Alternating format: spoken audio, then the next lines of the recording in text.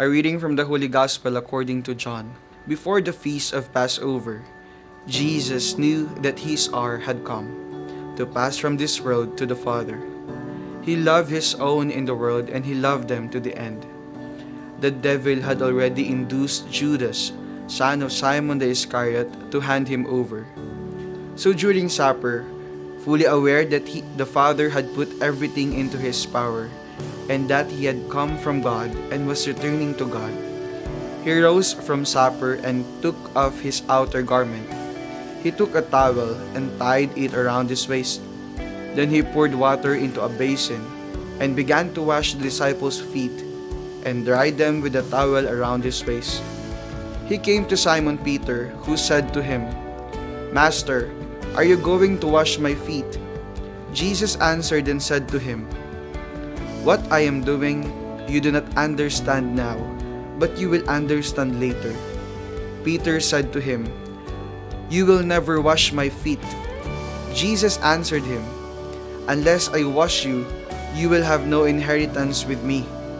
Simon Peter said to him, "Master, then not only my feet, but my hands and head as well."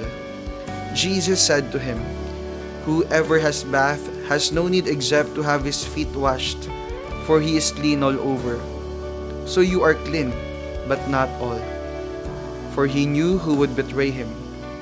For this reason he said, "Not all of you are clean." So when he had washed their feet and put his garments back on, and reclined at table again, he said to them, "Do you realize what I have done for you? You call me teacher and master, and rightly so, for indeed I am.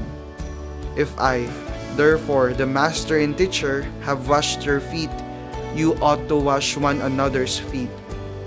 I have given you a model to follow, so that I have done for you, you should also do."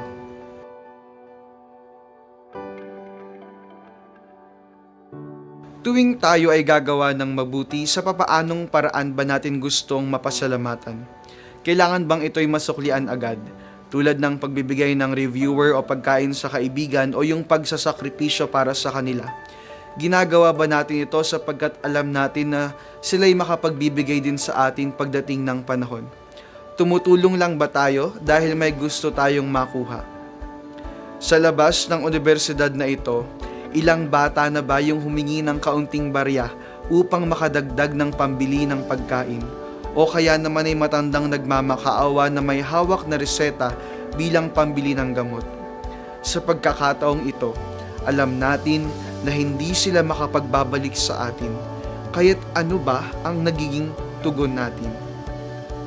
Mga kapatid, ngayong araw ay pumapasok na tayo sa pinakamahalagang araw ng ating pananampalataya. At ating narinig sa mabuting balita kung paano tinanggal ni Jesus ang kanyang panlabas na kasuotan at nagbigkis ng tuwalya bago hugasan ang paa ng mga alagad niya.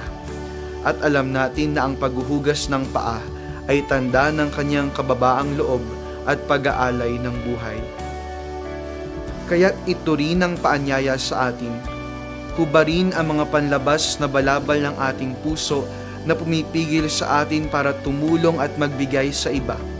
Dahil kung tayo'y tumatanggap ng grasya, nararapat lamang na ito'y ibahagi natin sa iba. Dahil ang tunay na nagpapasalamat sa grasya ay ibinabahagi ang grasya sa iba. Ang araw na ito ay tinatawag sa Ingles na Maundy Thursday.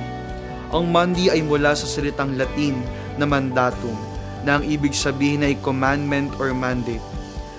Magbigay ng utos, at ito ang utos ni Jesus.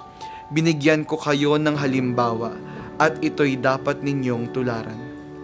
Magpakumbaba at matutong magbigay sa iba. Kaya't kung sasagutin natin yung aking tanong sa umpisa, sa paanong paraan ba tayo mapasalamatan? Ang sagot ay ito: kapag ang ating pagbibigay ay nagbubunga rin ng pagbibigay sa iba, doon natin makikita ang tunay na pasasalamat sa kabutihang ating ginawa. Sapagkat ang layunin ng pagbibigay ay hindi upang tumanggap ng kapalit, kundi upang maipasa pa sa iba ang grasyang ating ibinahagi.